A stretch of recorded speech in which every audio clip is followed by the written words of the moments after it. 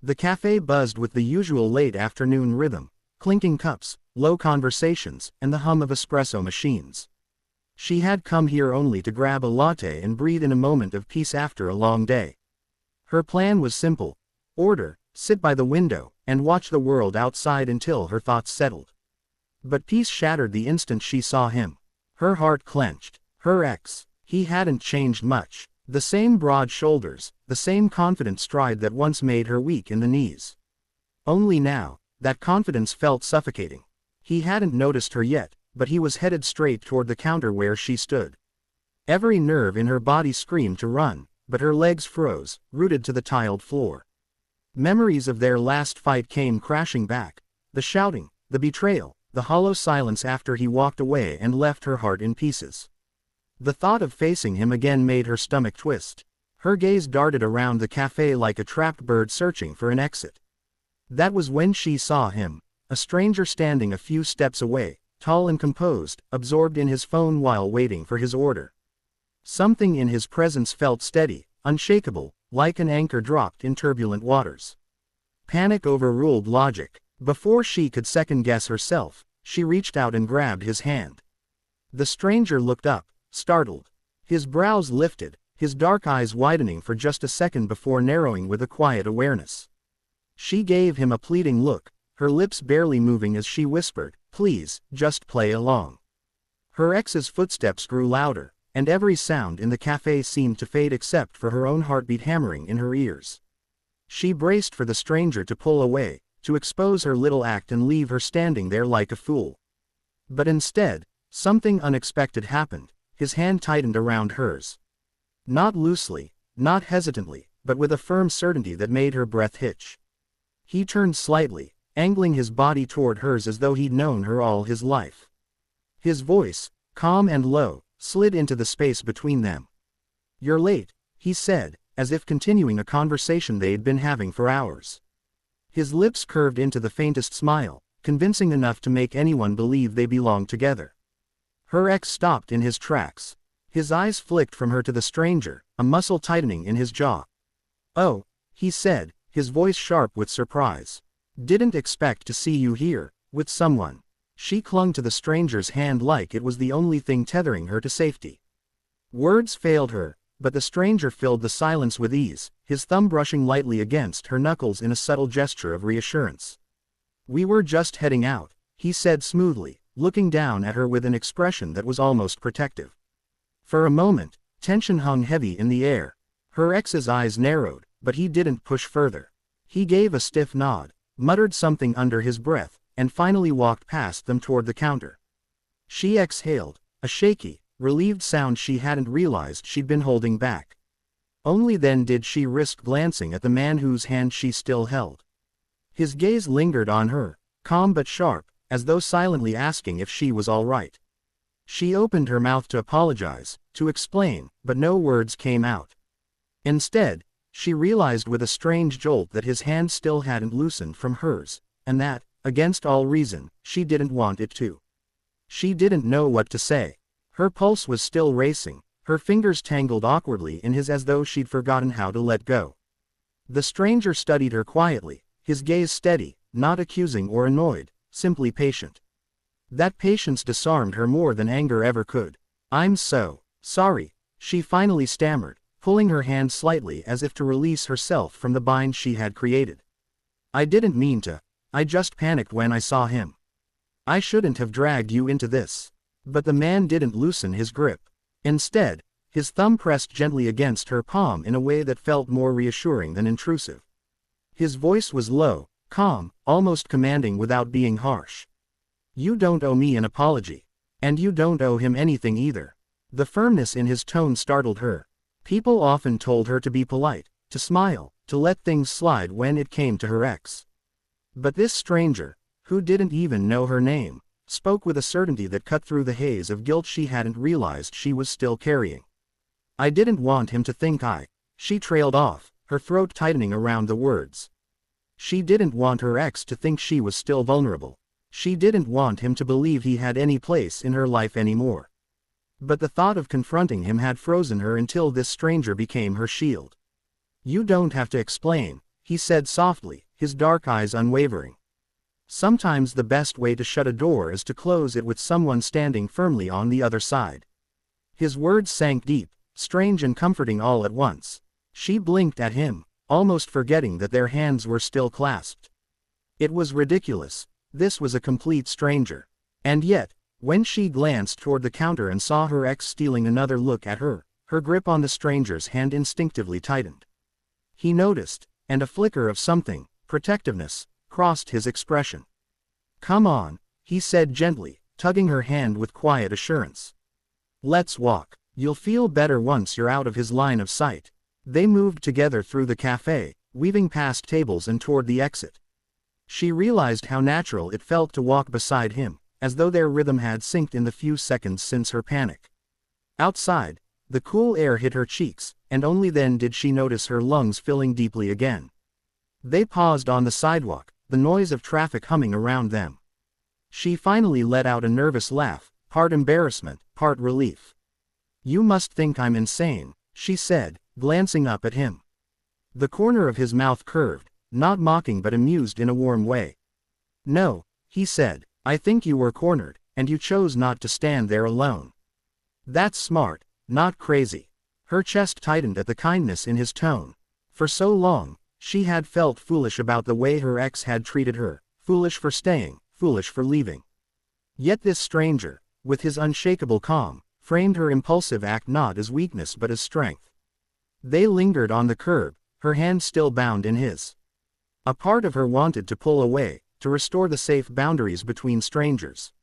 But another part, the part that had been starved for comfort and stability, didn't want to lose the warmth of his grip. "Do you do this often?" she asked, half joking, half curious. Play pretend rescuer for random women in cafes. His eyes softened, and for a moment his expression shifted into something she couldn't quite read, half smile, half serious. "Only when it matters." The words sent a shiver through her, unexpected and deep. She looked down at their joined hands, realizing again that he hadn't let go. And against every piece of logic in her mind, she didn't feel the urge to let go either. They wandered aimlessly at first, her hand still tucked securely in his as though neither of them had decided what came next. The city glowed in the early evening light, the storefronts alive with chatter and the faint smell of roasted chestnuts drifting from a street vendor. She should have been pulling away, thanking him politely, and retreating into the safety of her own solitude. That would have been the reasonable thing. But instead, she let him lead her down the sidewalk, each step easing the tightness in her chest. After a few blocks, he slowed near a quiet corner cafe, far smaller than the one they had escaped. Its warm amber lights spilled onto the pavement, inviting in a way that made the noise of the city seem distant. He glanced at her, tilting his head toward the door. "Coffee, or maybe tea. You look like you could use a pause." She hesitated only a second before nodding. Tea would be nice. Inside, the cafe was hushed, the air rich with cinnamon and fresh pastries. They chose a small table near the window. She finally let go of his hand to slip out of her coat, and the absence of his touch startled her more than she expected. For a moment, her palm tingled as if it missed the warmth that had been there. They ordered, and when the cups arrived, he leaned back slightly, studying her with that steady, unflinching gaze. "So," he said, a faint smile playing at his lips, "are you going to tell me your name, or should I keep calling you the woman who grabbed my hand?" Her cheeks warmed. "It's Elena." "Elena," he repeated, as though tasting the syllables. "I'm Daniel." The way he said her name, gently but with weight, made her pulse skip. She curled her hands around her cup, drawing strength from its warmth. "Thank you, Daniel, for what you did back there. I didn't know what else to do." "You don't need to thank me," he said, his tone softer now.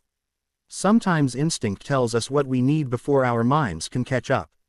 You reached for help. That's not weakness, that's courage."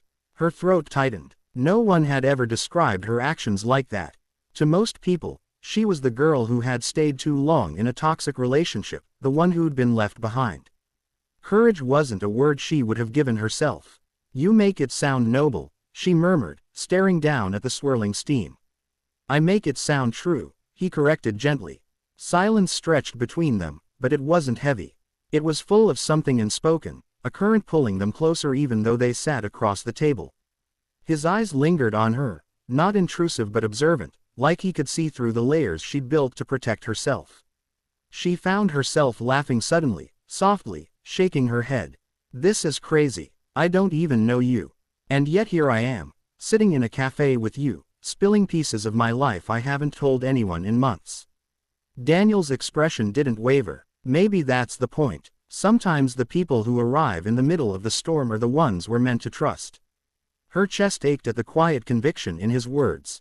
She wondered what storms he had weathered, what made him so sure, so calm. They talked, first cautiously, then more freely. She told him about her work, the books stacked on her bedside table, the way she used to paint before life got too complicated. He shared fragments too, a love for travel, a story about getting lost in Rome, a laugh that made the barista glance over and smile.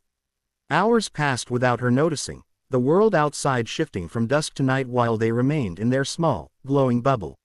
When she finally glanced at the time, surprise jolted her. It's late, she whispered, almost disappointed. Daniel leaned forward, his gaze steady on hers. It doesn't have to end here.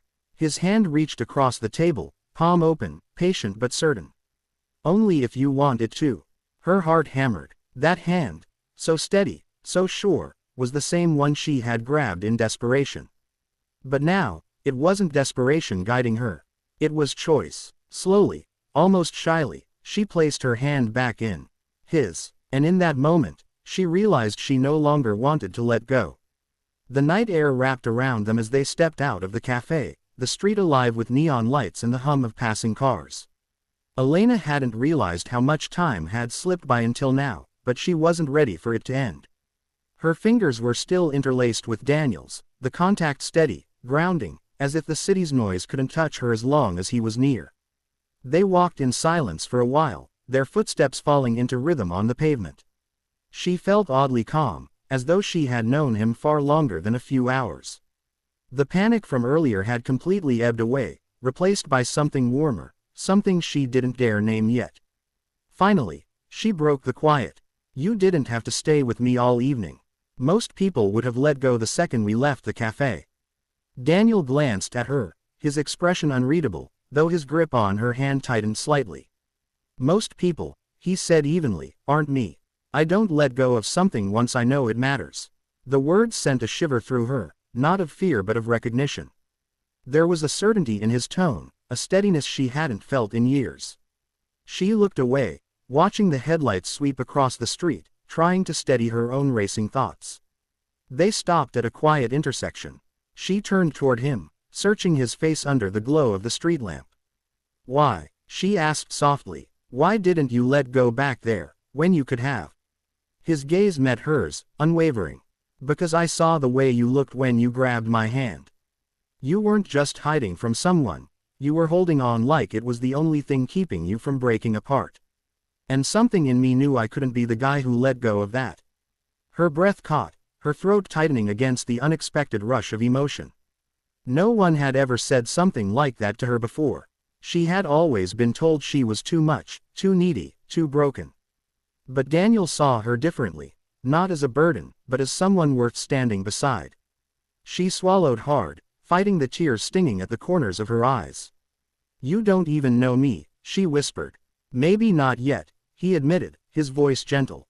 But sometimes, you don't need years to know when something feels right. Sometimes one night is enough. The honesty in his words undid her. She let out a shaky laugh, half to cover the emotion rising inside her. You sound awfully sure of yourself. A small smile tugged at his lips. Not of myself, of you. The world seemed to pause. The sound of traffic dimmed, the cool air fading against the warmth radiating between them. She realized her hand hadn't slipped from his once since the moment she grabbed it in desperation. And now, she didn't want it to. Elena, he said softly, her name falling from his lips like a promise. You don't have to decide anything tonight. But if you let me, I'll prove to you that letting go isn't always the answer. Her heart pounded, but it wasn't with fear. It was hope, fragile, trembling, but alive. She had spent so long convincing herself that love was a trap, that closeness only led to heartbreak. Yet here was a man who had been a stranger just hours ago, telling her with every word, every touch, that maybe she had been wrong. Slowly, she stepped closer, her free hand brushing against his arm as though testing if he was real. His other hand lifted, hesitant only for a second before resting lightly against her cheek. The warmth of his palm made her eyes flutter shut. For a heartbeat, neither of them moved. Then, as naturally as breathing, he leaned in and kissed her, gentle at first, then deepening as she responded, letting herself sink into the moment she hadn't known she needed. The kiss wasn't desperate or hurried. It was steady, like him, like the promise in the way he held her hand from the very beginning. When they finally broke apart, Alina's forehead rested against his, her lips curving into a smile she hadn't felt in years. "I guess I'm glad I panicked today," she whispered. Daniel chuckled softly, his thumb brushing her cheek. "So am I." And there, on that quiet street, with the noise of the city swirling far around them, she realized the truth. What began as an escape had led her into something entirely unexpected. A future she never saw coming, one she wasn't ready to let go of.